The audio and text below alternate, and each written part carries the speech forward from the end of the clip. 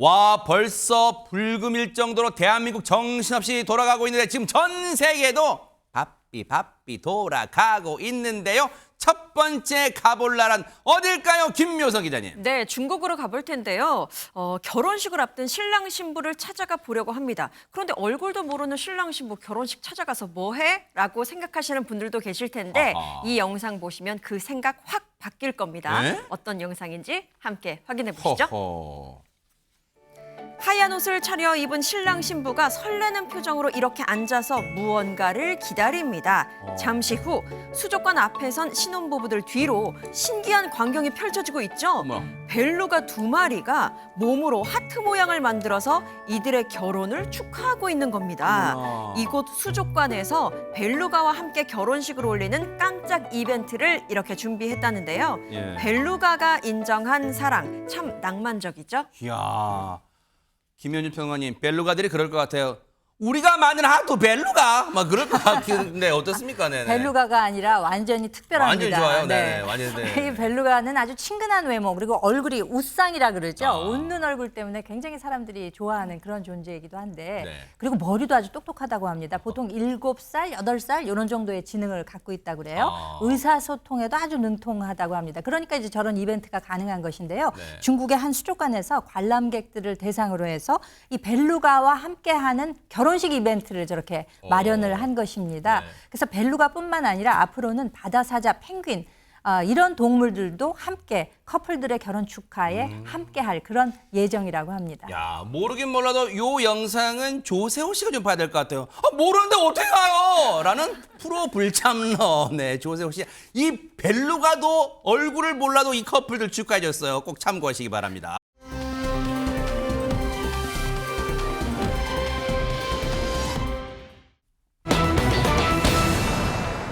와, 대박 사건. 김구라 씨 오랜만에 얘기 나왔는데 김구라 씨가 그동안 뭐 아들 동현 군, 이제 동현 군은 아니죠. 동현 씨죠, 이제. 뭐 어른 됐으니까. 동현 씨 얘기는 많이 했는데 딸 얘기는 진짜 안 했던 것 같아요. 김묘성 기자님. 네. 딸 이야기 이제 해보려고 하는데요. 지난 2020년입니다. 12살 연하의 비연예인과 결혼을 했죠. 재혼을 한 김구라 씨가 네. 당시 팬들과 대중의 관심이 좀 부담스러워서 가족들의 사생활을 철저히 보호하기 위해서 조용한 결혼식을 올린 바 있습니다. 이후에 52세의 나이에 늦둥이 딸을 얻게 됐는데 네. 사실 뭐 많이 보호하고 싶었고 방송에서 알리기 좀 꺼려 했었겠죠. 하지만 어떻게 그 사랑을, 애정을 숨길 수가 있었겠습니까? 그러네요. 그래서 방송에서도 딸이 참 예쁘고 인물도 좋고 네. 무척 귀엽다라면서 자랑을 아끼지 않았고요. 딸이 너무나도 예쁘다 보니까 집에 빨리 들어가고 싶을 정도로 와. 내 귀가 시간을 바꾸고 있다. 이런 이야기까지 한 바 있습니다. 네. 이런 김구라 씨가 사실은 늦둥이 딸을 출산했던 그 당시에는 네.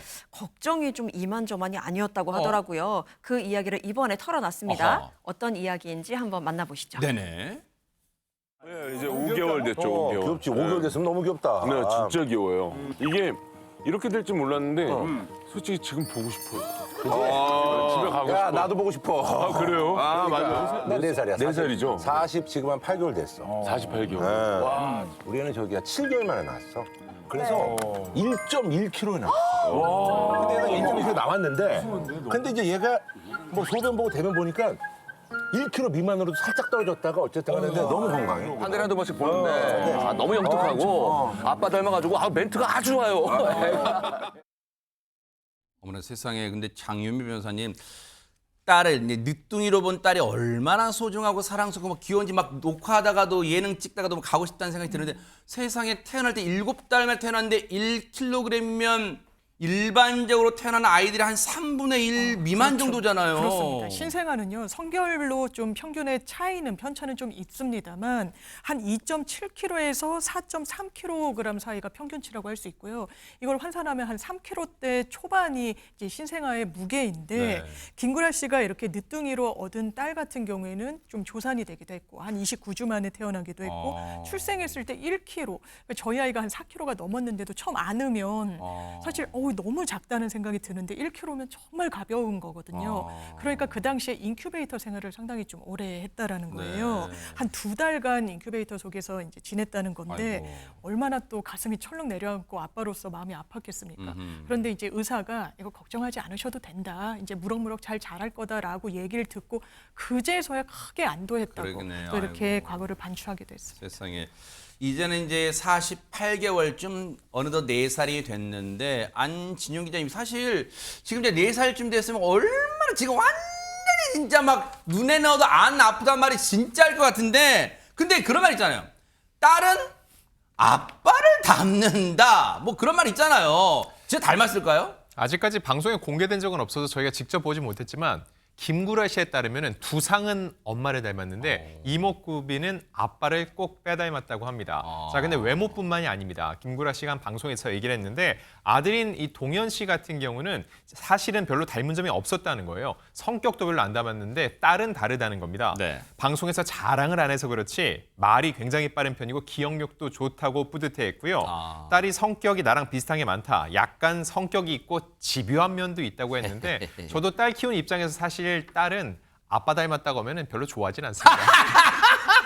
아, 왜요? 안진용 기자님 잘생겼고 김구라 씨도 약간 뭐 이렇게 개성 있게 생겼는데 근데 엄마의 두상 닮았으니까 아주 예쁠 것 같다는 생각도 해봐요. 그런데 지금 김현주 평론가님 자신을 똑 닮은 딸 뭔가 지금 더 애정이 간다 뭐 그런 생각 들어요 지금. 근데 개성 있다고 표현을 하시는 걸 보니까 의문의 일패가 아닐까라는 생각이 들기는 하는데 네네. 그 김구라 씨는 딸에게 늘 아주 그 고마워하는 마음이 있다 그래요. 네. 너무너무 귀여운 존재가 비교적 늦은 나이에 찾아왔으니까 존재 자체만으로도 얼마나 고맙겠습니까. 네. 그런데 이제 김구라 씨도 본인이 이제 나이가 들다 보니까 뭐 젊을 때만치 뭐 그렇게 막 세상에 좋은 게 없는 모양이니까 재미가 있는 일이 별로 없다라는 이야기를 한다고 합니다. 그러니까 방송할 때는 활기가 넘치는데 그건 말고는 뭐 이렇게 좀 시큰둥하다 그럴까? 네. 별 재미를 못 느낀다는 그런 솔직한 소회를 밝히기도 했는데 사실 그래서 평상시에는 약간의 우울감이 있다 그래요. 그래서 그렇지만 이제 결혼하고 아이도 생기고 이러니까 지금은 많이 좋아졌다고 합니다. 네. 우리가 모두 아다시피 특히 전에 이제 김구라 씨가 한번 아픔을 겪었잖아요. 네. 그 당시에 가정사가 좀 이렇게 편치 않다 보니 굉장히 그 우울감이 오면서 초기 우울증 증세가 있었다고 합니다. 네. 하지만 이제 약을 초기에 잘 먹으면서 금주하고 이렇게 해서 잘 다스리는 바람에 그거는 좀 많이 아마 그 여러 가지 증상들이 좀 가라앉았던 모양이에요. 네. 그렇지만 여전히 그 조금의 우울감이 남아있는 상태이긴 하지만 그래도 네. 가정 내에서 저렇게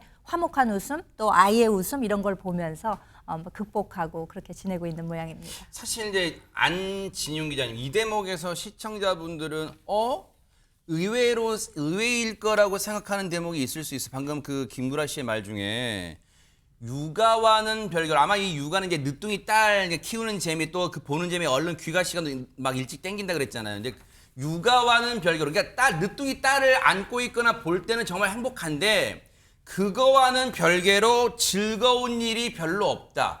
연예인으로서 예능인으로서의 즐거운 일이 별로 없다. 보통 왜 그러는 거예요? 이런 거는.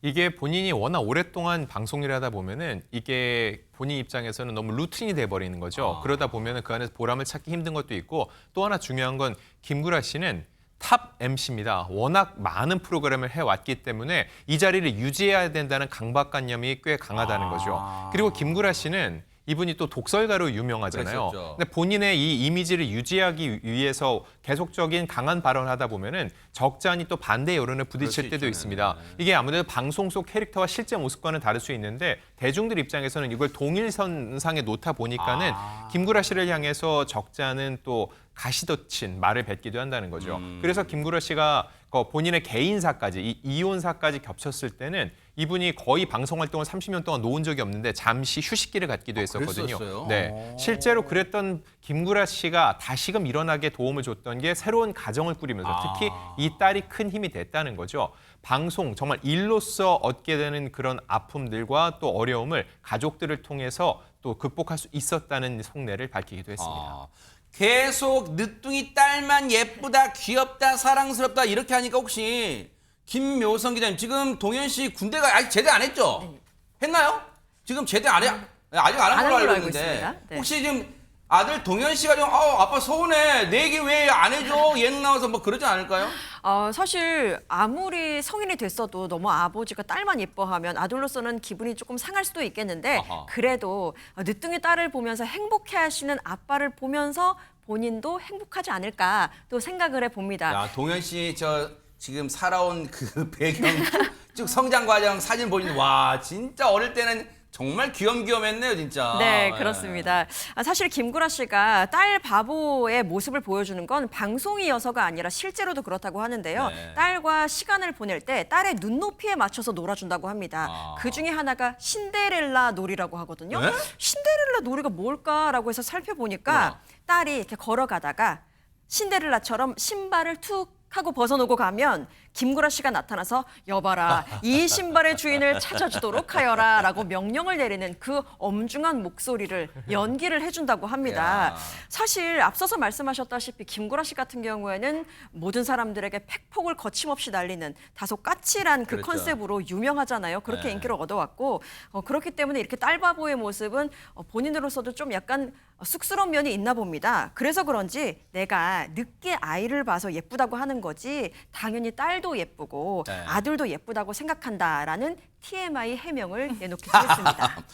근데 옆에서 이 가만히 김묘성 기자님의 그 김구라 씨가 딸한테 신데렐라 놀이 해준다는 말씀을 듣고 계신 또 따님을 키우고 계신 최지문 교수님 다 마치 표정이 그런 것 같아요.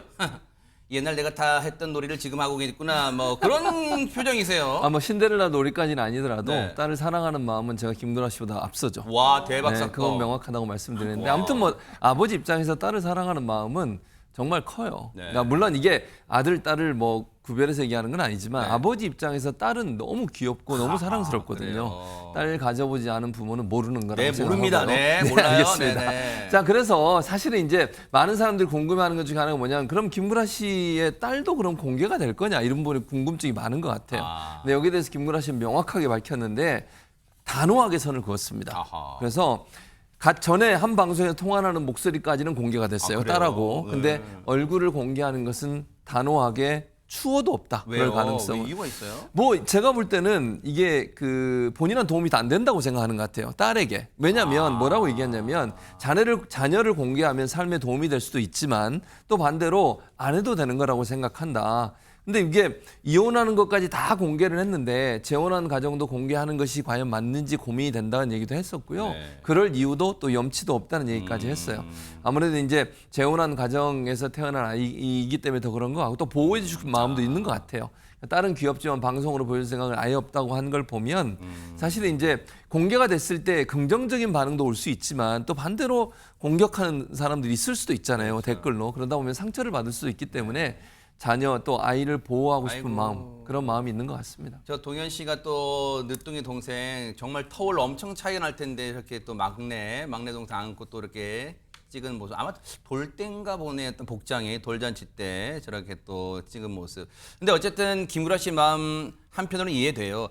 공개가 좀 공개해 주세요라는 게 팬분들의 마음일 텐데 공개가 되는 순간 사랑스러운 가족들의 일상 삶은 만천하에 공개되고 사실 없어지는 거랑 마찬가지잖아요. 그래서 보호해주고 싶은 마음 아마 다 이해하실 거라 생각해 봅니다. 앞으로도 멋진 가정 또 꾸려가시길 기대해 보겠습니다.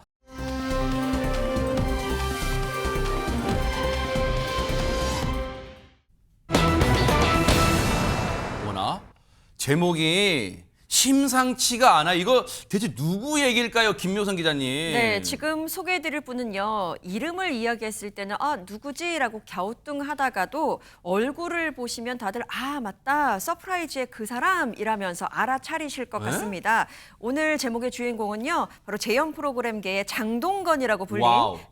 배우 박재현 씨입니다. 와. 얼굴 보니까 아시겠죠? 그러니까 얼굴 보면 와 진짜 네. 김묘성이 어떻게 아니 뭐 어떻게 아냐 진짜 와 이 사람 다 이러고 있을게요 진짜. 네, 그렇습니다. 그 서프라이즈에 1000회 이상 출연을 하면서 시청자들한테 얼굴 도장을 확 찍었죠.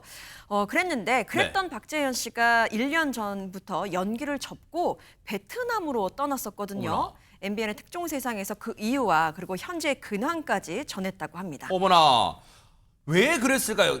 어떻게 보면 물론 이 막 굵직굵직한 드라마에 나오지 않았지만 그래도 많이 친숙해진 그런 얼굴인데 왜 돌연 베트남으로 떠나게 됐을까요? 그 얘기 좀 들어보시고 이어가 보도록 하겠습니다. 10몇 년 동안 해오면서 한 1000회 정도를 했거든요. 소위 말하는 이제 재연 배우라는 타이틀을 이제 저희가 가지게 됐는데 틀에 가둬놓고 부르시더라고요. 그래서 그 호칭을 굉장히 싫어했었어요, 저희들. 저는 특히 많이 싫어했었고요. 다른 프로그램들 보면 출연료가 뭐 얼마니 이런 얘기 많이 듣는데 저희는 작았어요, 출연료 사실. 그러니까 생계가 되지 않은, 그러니까 이걸로만으로는 생계를 유지할 수 없는, 저 혼자였었다면 아마 그냥 꾸준히 했을 수도 있는데 이제 가장으로서 이제 먹여 살려야 될 가족들이 있고. 제 스스로도 좀 반성이 되네요. 그냥 대부분 남들이 부르니까 재연 배우인데 그 재연 배우란 틀이 몸서리칠 정도로 싫었다는 거예요. 그런데 안진용 기자님 지금 가장으로서 뭐 이런 얘기하는 거니까 결혼을 했었나 봐요, 지금. 맞습니다. 박재현 씨는 지난 2018년 가정을 꾸렸습니다.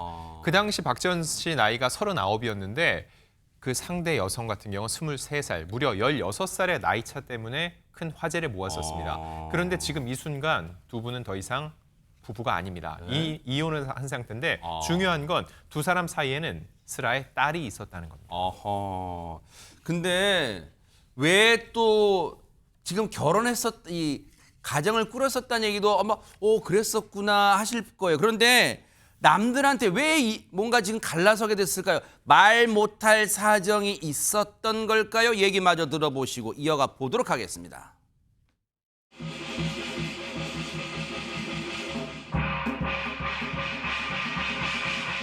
아이 때문에 이제 점집을 갔어요. 수술 날짜 괜찮아요? 하면서 신을 받아야 된다고 하니 저는 당황스럽죠. 갑자기 무슨 뜬금없이 내가 무슨 갑자기 일어날 수도 없게 그냥 계속 토를 하고 어지럽고 일어나면 어지럽고 계속 토하고 서은이 어떻게 보면 아픈 부분도 그런 영향이 있다고 얘기를 저는 들어서 그냥 내가 해야겠다.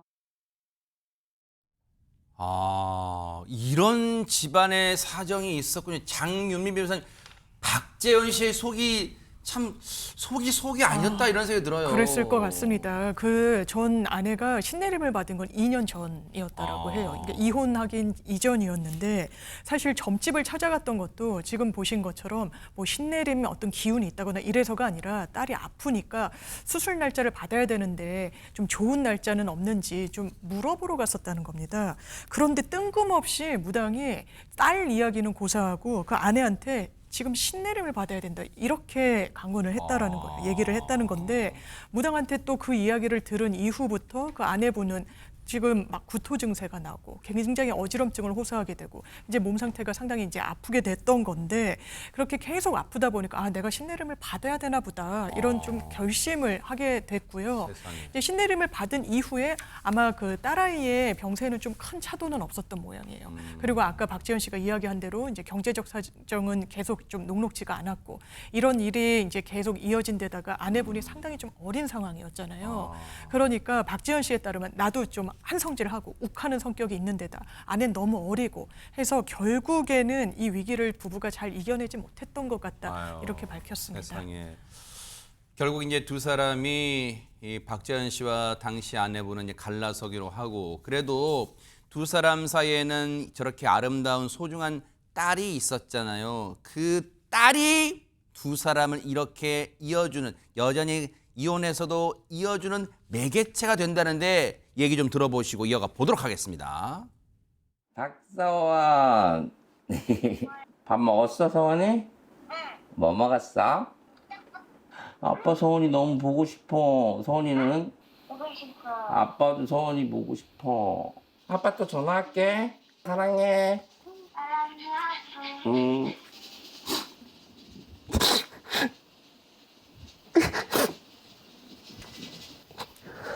적응한다고 했는데 이제 딸만 보면 좀 그래요. 누나 아빠 만나가지고 고생하는 것 같아서 건강한 몸을 주지도 못했죠. 같이 있어야 될 나이인데 같이 있지도 못하고 심장이 원래 좀 안 좋거든요. 선천성으로. 수술을 4번 정도 크게 했는데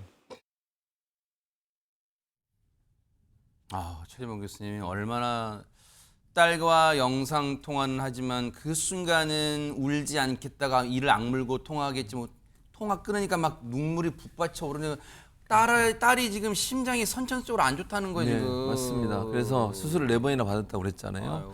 그러니까 박재현 씨의 딸이 선천적으로 심장 위치가 바뀌어 있어요. 그러니까 어머나. 희귀 질환이거든요, 이게. 어머나. 그래서 고치기도 힘들고 고통도 많이 받고 이러는데 어머나. 너무 이 아빠 입장에서 얼마나 힘들겠습니까? 딸을 볼 때마다 눈물이 안 날 수가 없다는 생각이 세상에. 들어요.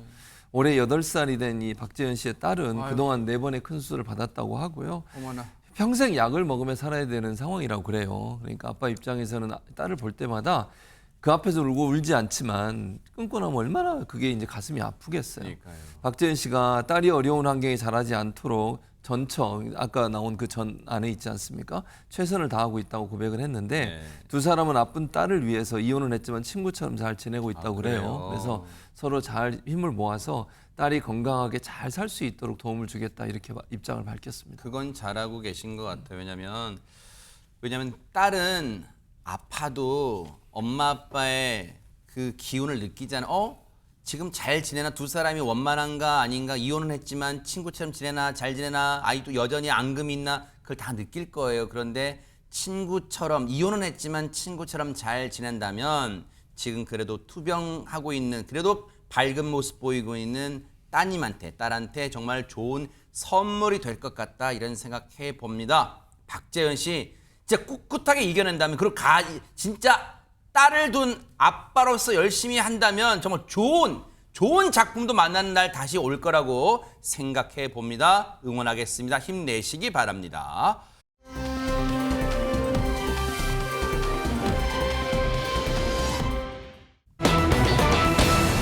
자, 분위기 바꿔볼게요. 어머나! 요즘 진짜 특히 숙녀분한테 나이 묻는 거 예의가 아니죠. 근데 그녀들의 나이를 묻지 마라. 대체 누구 얘기를 하는 걸까요? 김묘성 기자님. 네, 묻지 말라고 하니까 더 말씀드리고 싶기도 하는 그런 마음도 드는데요. 저는 참겠습니다. 네. 나이를 알려드려도 아마 믿기 힘드실 겁니다. 어허. 먼저 사진을 보여드릴 텐데요. 네. 바로 이분이 주인공입니다.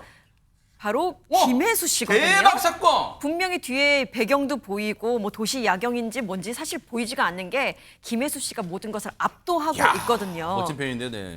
네, 인어공주 같은 모습이기도 하고요. 네. 근데 화려한 무늬의 저 원피스는 사실 누구도 소화하기 힘들 것 같거든요. 어허. 게다가 몸매가 아주 훤히 드러나는 그런 딱 달라붙는 의상이기 때문에 평소에 관리가 제대로 되지 않으면 정말 소화하기 힘든 의상인데 저렇게 완벽하게 소화하는 김혜수 씨의 모습입니다. 밤 풍경마저 압도한 그 조각상 같은 모습의 팬들의 반응은 하나 같았는데요. 네. 비율이 AI 같다. 비율이 실화가 아닌 것 같다. 그리고 결국 늙는 건 나뿐이었구나. 라는 의견을 내놓았습니다. 근데 진짜 김묘성 기자님 설명처럼 뒤에 배경, 밤 풍경, 야경, 어느 도시인지 모르겠지만 야경은 진짜 눈에 안 들어오네요. 그러니까요. 근데 정말 그 나이를 공개하는 것은 참 안 됐습니다만 대본에 이렇게 써 있기 때문에 제가 말씀드릴 수밖에 없는데 올해 김혜수 씨 나이가 벌써 55, 55세가 됐다는 그래요? 그런 네. 믿기지 않는 이야기인데요. 대박 사건이네요. 근데 이제 평생 배우기 때문에 본인을 잘 관리해 왔기 때문인지도 모르겠지만 그 결과로서 정말 어떤 옷을 입어도 잘 소화해내는 독보적인 스타일을 가지고 있지 않습니까? 뭐 각선미라고 굳이 표현하지 않더라도 사진만 글없이 올려도 그 반응이 너무너무 뜨겁습니다. 그래서 평상시에 게시물을 보게 되면은 별 설명 없이 그냥 사진만 툭툭 올리는 그런 식인데 많은 사람들이 굉장히 열광을 하고 있고 방금 전에 보셨던 그 사진조차도 굉장히 많은 사람들의 뜨거운 반응을 이끌어냈거든요. 근데 그 사진 공개하면서 같이 공개된 사진이 그 의상은 조금 달랐습니다. 아주 빨간 그 색감 있는 컬러에다가 저렇게 지금 화려한 꽃 패턴이 들어가 있는 저 의상을 입은 사진도 여러 장 공개를 했는데 그냥 사진 자체가 예술이고 화보네요. 그렇죠. 화보. 와. 그리고 머리에는 이제 두건을 쓴 저 패션도 굉장히 독보적으로 이야. 보이는데 무슨 옷을 입어도 잘 소화해내는 유일한 존재 김혜수 씨 참 부럽습니다. 아니 근데 안진용 기자님 두 권 써도 저 정도면 사실은 좀 조금 과장하면 뭐 칭칭 얼굴을 동여매도 김혜수 씨인지 그냥 알겠네요 사람들이. 자, 최근에 보면 김혜수 씨가 두건 쓴 모습을 좀 자주 보여주거든요. 그게 나름의 이유가 있습니다.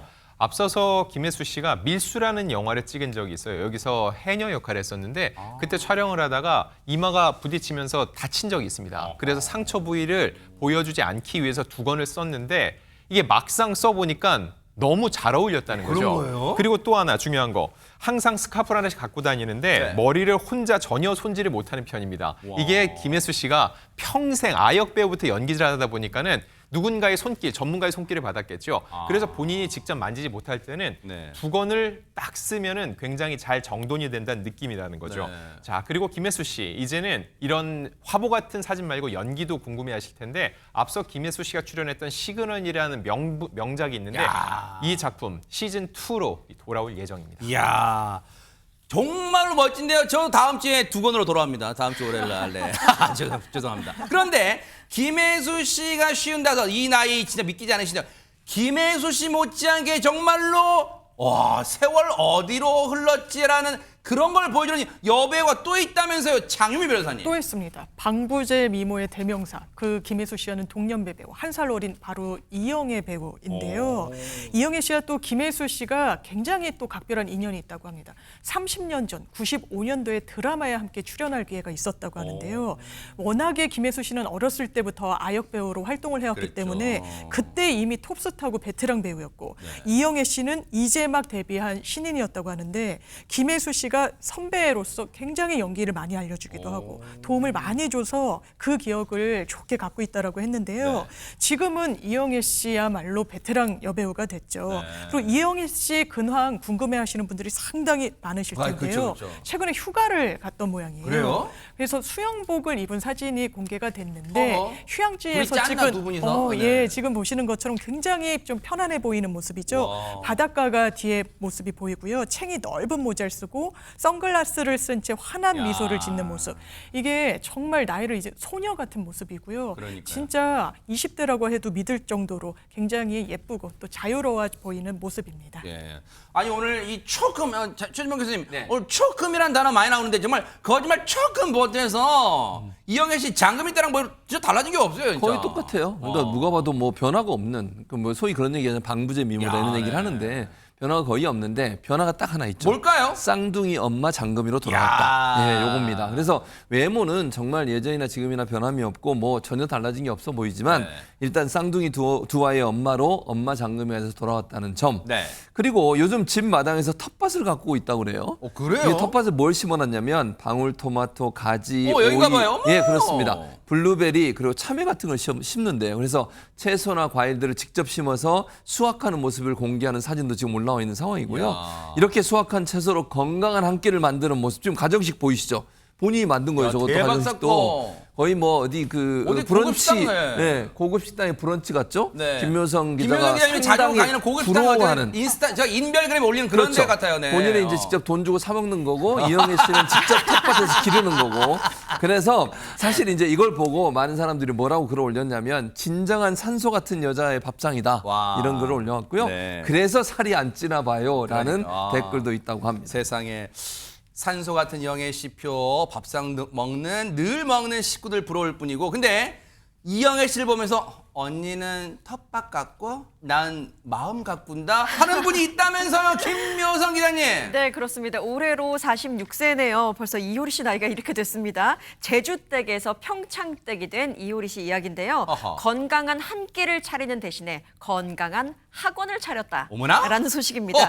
요가원 원장이 됐더라고요. 근데 그냥 뭐 이름만 내세운 게 아니라요. 다음 달부터 수업이 진짜로 진행되는데 이게 지금 이효리 씨예요? 네, 그렇습니다. 오랫동안 휴가를 해왔었죠.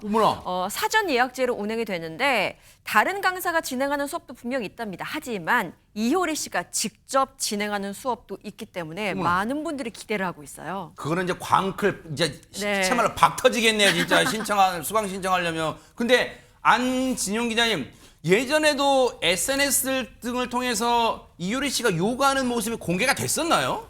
이미 다양한 예능 프로그램을 통해서 요가로 마음 수련하는 이효리 씨의 모습이 많이 공개가 됐었죠. 그래요? 실제로 제주 생활에 오래 했었잖아요. 그때 계속 요가 수업을 하면서 심신을 단련해 왔다고 합니다. 오. 그래서 지난 2022년에는 소속사 직원들을 대상으로 해서 요가 수업을 열기도 했었고요. 와. 지난 5월엔 자신이 모델로 활동 중인 이 요가 브랜드 매장에서 직접 수업을 연 적도 있거든요. 야. 개인적으로는 제가 베트남에서 이효리 씨가 공연을 할 때 취재를 갔었는데 이효리 씨는 이제 공연 때문에 갔었는데 그곳에서 본인의 SNS에 그 주변의 요가원에서 내가 이거를 하려고 한다. 올 사람들 와라 해서 현지에서 베트남 팬들과 함께 요가 수업을 한 적도 대박 있습니다. 사건. 요가의 진심이라는 거죠. 네. 실제로 본인의 삶의 철학과 건강을 요가로 다스리고 있다고 하니까는 진짜 진심을 다해서 이 요가원을 운영하는 모습을 볼 수 있을 야. 것으로 보입니다.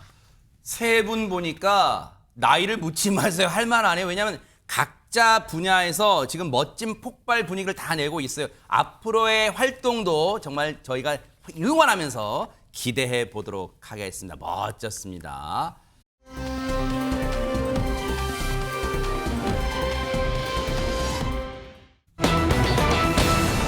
자, 우리 바꿔볼게요. 아니 세상에 얼마나 긴박하면 안진용 기자님 말도 못하고 종이에다가 쓸까요 지금? 네, 지난달 4일 오후 5시쯤 서울 광진구에서 있었던 일입니다. 한 여성이 다급하게 파출소로 들어왔는데 중요한 거 말로 도와주세요가 아니라 도와주세요라고 글로 썼다는 거죠. 왜 이런 일이 벌어진 건지 영상으로 확인해 보시죠. 아 영상이 있어요, 네네.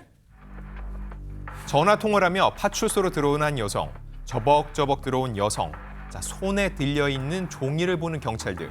종이에는 보이스피싱 도와주세요라고 어머나. 적혀 있었습니다. 어머. 이를 본 경찰 역시 필담으로 피해자와 소통을 시작하고요. 피해자는 계속 속은 척 연기하면서 전화 통화를 이어갔습니다. 어머나 세상에. 아니 일단 피해자분 지금 이제 피해를 당하는 상황 그분도 침착하게 대응했지만 근데 김현희 평론가님 저 만약에 저 지구대 들어왔는데 경찰분들은 어쩐 일로 오셨습니까? 무슨 일이세요? 라고 말했다면 그거 들어갔을 거 아니에요 진짜.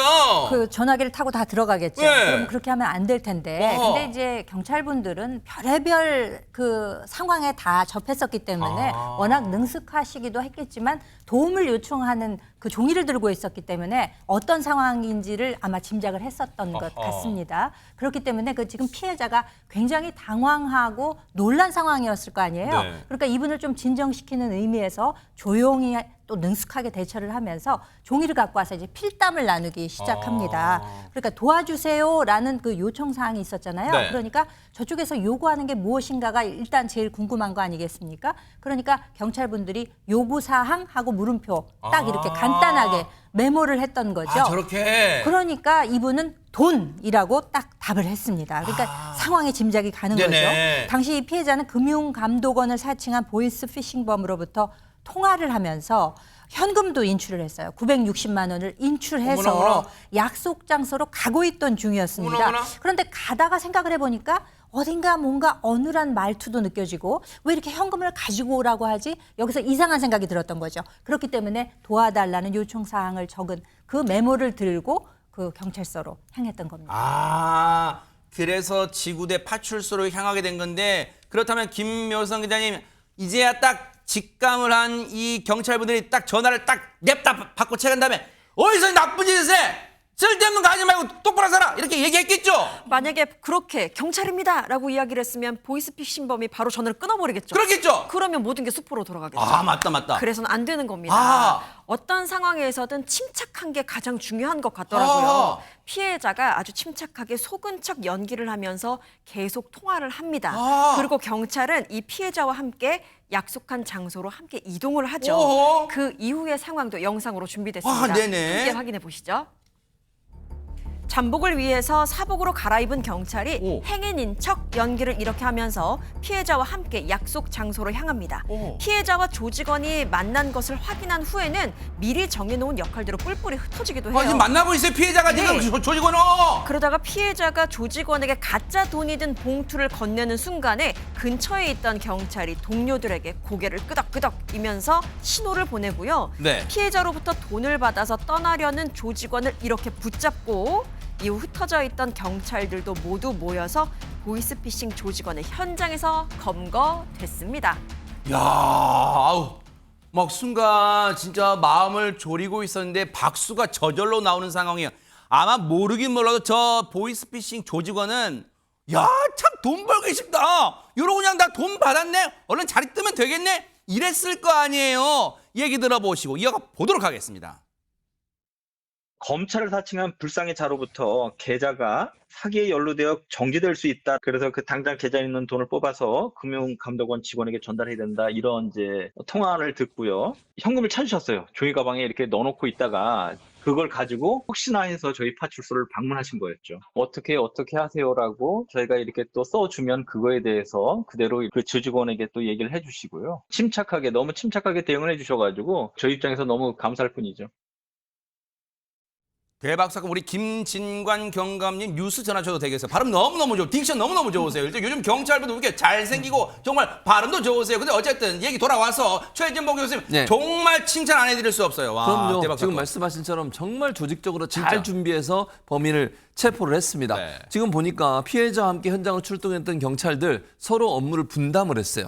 어떻게 세 개의 조로 나누는데 일단 근거리 감시조, 검거 지원조, 도주 방지 이렇게 세 개의 역할을 나눴고요. 그리고 나서 흩어져 있다가 근거리에서 가까운 거리에서 감시하던 경찰이 신호를 보내면 야. 조직원에게 모두 모여서 덮쳐서 체포하는 그런 역할을 하게 된 건데 네. 이렇게 이제 잡히게 됐잖아요. 네. 이후에 경찰이 조직원이 외국 국적 20대 여성으로 밝혀졌고요. 네.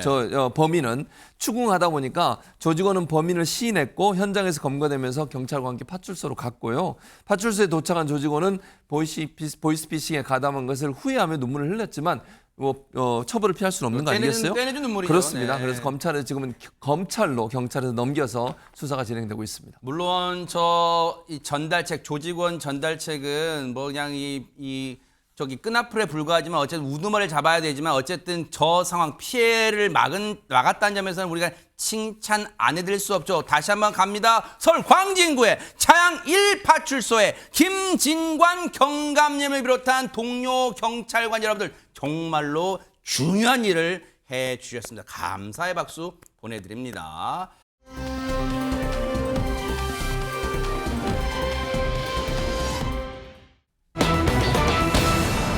아니 이제 뭐 차량도 마찬가지지만 오토바이 난폭 환전하면 진짜 다른 사람한테 너무너무 압박감을 주잖아요. 안진용 기자님. 평화로운 강원도로 가보겠습니다. 순찰 중이던 경찰의 눈에 정말 믿기지 않는 광경이 펼쳐지는데 이 아찔했던 순간 저희가 영상으로 준비했습니다. 네네. 승용차로 위장한 경찰의 암행 순찰차의 블랙박스 영상인데요. 네. 저 앞에 갑자기 중앙선을 넘는 오토바이 보이시죠? 네네네. 게다가 위험천만하게 저렇게 역주행까지 하는데요. 어이구. 순찰차가 사이렌을 울리며 바로 추격을 시작합니다. 수차례 정차 요구에도 저렇게 아랑곳 않고 오히려 속도까지 높이는데요. 차와 차 사이를 파고들며 주변 차들까지 위험하게 만들고 있습니다. 세상에. 가장 위험한 건 본인인데 지금 보시는 것처럼 신호 대기 중인 차량과 부딪히면서 꽈당 넘어지고 말았습니다. 네. 난폭 운전의 최후인데요. 조기 검거로 다행히 큰 사고로 이어지진 않았습니다. 저 정도 더 이거 휘젓고 다니기 전에 잡힌 거는 천만다행인데 최진봉 교수님 저 정도면은 이건 거의 흉기죠. 저건 돌아다니는 흉기예요. 엄청나게 위험하죠. 다른 사람에게 피해를 줄 수 있는 그런 모습인데 지난 19일 오전 9시 40분쯤에 강릉의 한 도로에서 있었던 일이고요.